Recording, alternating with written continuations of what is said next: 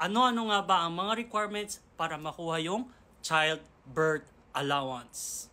Hello guys, good evening. This is Marl, and for this video guys, yes, as I promised to you guys, I will be making another video para sa may requirements for childbirth allowance, or this is also known as childbirth lump sum allowance.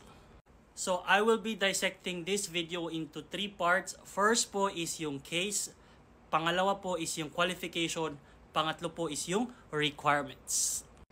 Let's start with the case po guys. Yung case po natin is OFW. So sa mga permanent residency o mga resident na po talaga dito sa Japan, please separate yourself. So basically, I will be talking about TITP or or SSW na nabuntis dito sa Japan. So worker po sila dito sa Japan. They are paying their Sakai Hoken or insurance po nila dito, ang taxes po nila dito sa Japan. Nabuntis, umuwi ng Pilipinas. Of course, umuwi ng Pilipinas, ibig sabihin they end their contract na. They will be ending their contract and go back to the Philippines, and then sa Pilipinas po manganak. So remember, that is our case. Now, number 2, we will be talking about the qualification. So for the qualification guys, I will be sharing this one to you. Wait. So for the qualification guys, this is our source guys, because dito po ako nag-apply for this. Meron po kasi akong in-assist and in-apply po namin siya dito. And this is po yung sa company ng insurance po kung saan bilong yung Tokaisha po nila. Kansai Bunshi Jouho Sangyo Kenko Hoken Kumiai. So ito po yung magiging source po natin kasi dito po ako nag-submit ng documents. So I went directly to the office of this insurance company and binigyan po nila kami ng copy kung ano yung mga dapat isubmit sa isang OFW na manganganak sa Pilipinas. So don't mind about my handwritten guys. Ito po yung kanina po niya, yung pangalan ng insurance company. And ito po yung naka-explain po dito. Maliit siya sobra, hindi natin mabasa. Pero nakasabi po dyan is yung, wait lang guys, ang liit. So, ito po yung nagiging guideline para doon sa Shussan. Neru-chan, dosta? Shussan ikuji ichijiki or Kasoku Shussan ikuji ichijiki. So, ito po yung childbirth allowance po ne. And nakikita po natin dito yung insured at saka yung dependent ng insured po. Kakakuha po per anak po, bata po is 500,000 yen. That's 500,000 yen. So this part naman guys is yung ninshin shite kara 4 kagetsu or 85 days pataas po yung miscarriage, tapos yung induced abortion or nanganak ka pero namatay yung anak nyo, that is still allowed na or eligible to apply for this childbirth allowance. Again po, pag kayo'y nabuntis, more than 4 months po, namatay man yung anak nyo, nakunan man kayo, or induced abortion pa yan, makukuha nyo po yung 500,000 yen. So, unang-una sa qualification po guys, we have, dapat member ka po talaga. So, ibig sabihin, nagbabayad po kayo ng Sakai Hoken. So, let's just think guys na sarili nating case sa mga babae na nabuntis. Dapat member po talaga kayo. Pangalawa, yung sinabi ko kanina is, pag ikay nabuntis more than 4 months po or 85 days po, kahit po nakunan ka, induced abortion pa yan, or namatay yung anak mo during delivery, you can still avail for this childbirth lump sum allowance. Now, eto po yung mahalaga guys. Yung mahalaga is, di ba sabi ko sa first part ng video, uuwi ng Pilipinas, end of contract. So, na-end na po yung contract po ninyo. You have to remember, pag nawalan ka na po ng trabaho, ibig sabihin wala na yung insurance. You are not insured already.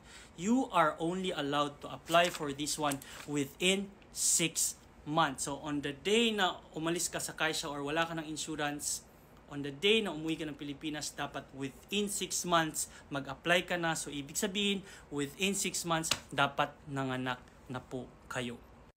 So suggestion ko po sa inyo sa mga nabuntis, 1 month pa lang, 2 months pa lang umuwi ng Pilipinas, mas mabuti magstay muna kayo sa trabaho nyo, and then make sure pag uwi nyo ng Pilipinas, manganak kayo within 6 months, the day after po kayo nag-end ng kontrata sa Kaisha po ninyo. Next part po is yung requirements po natin. For the requirements po, since 5 minutes na po yung video, ikakat ko muna siya. Tapos po, after kong i-upload to, magti-take agad ako ng another video for the requirements. Wait lang po guys na. These are the requirements para makuha po natin yung childbirth allowance po natin amounting to 450,000 to 500,000 yen. Hello po guys, good evening guys, this is Marl again, and for this video, continuation po, I will be giving you the requirements kung ano yung dapat yung isubmit po sa insurance company para makuha po yung pera po ninyo. Again po, you have to check your insurance company kasi madaming insurance company po dito sa Japan. As in, marami po talaga. So, let me start with first is the application form. For the application form guys, papakita ko po sa inyo. So, sa application form po, ito po yung magiging itsura po niya.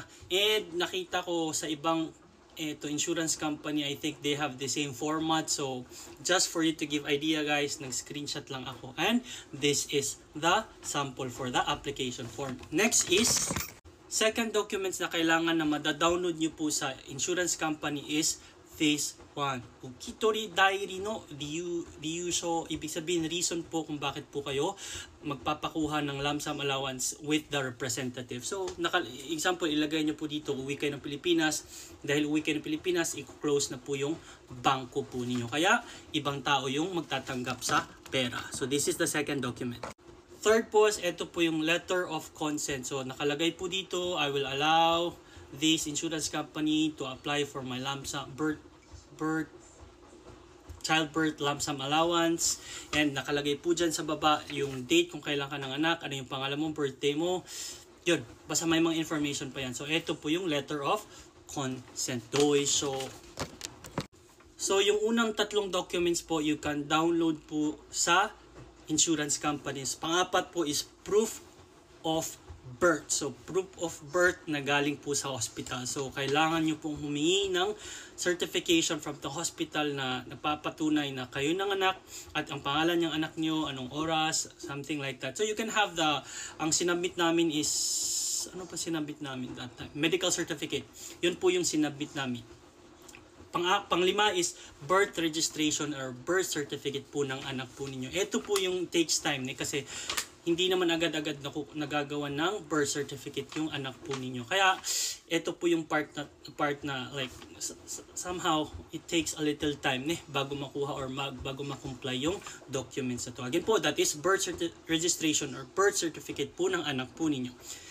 Pang-anim is yung receipt. So, receipt po sa hospital, yung nagastos nyo po sa hospital. Importante po yan. Pito is proof returning to the Philippines. So, proof na umuwi ka na talaga ng Pilipinas. Yung sinabit namin po is yung passport, residence card na may butas na. Tatlo is itinerary. Apat is yung stamp from Japan na umalis ka na. Stamp from Philippine immigration na pumasok ka na sa Pilipinas boarding pass. So, yun yung 5 documents na proof na umuwi ka na talaga ng Pilipinas. Pang-8 is yung passport po ninyo. Pang-9 is certificate of marriage. Ngayon, kung nagbago po yung pangalan po ninyo, nung nanganak kayo, of course, you have to comply for the certificate of marriage. And another, number 10 po is photocopy of health insurance card. So, hindi naman talaga siya kailangan, pero mas mabuti, mas mabilis nilang may check na isa ka talagang member ng insurance company nila. So, you better prepare that one as well. Ngayon po, sa lahat po ng English documents, you have to translate that into Japanese. So, hindi pwedeng walang translation ang mga documents galing sa Pilipinas.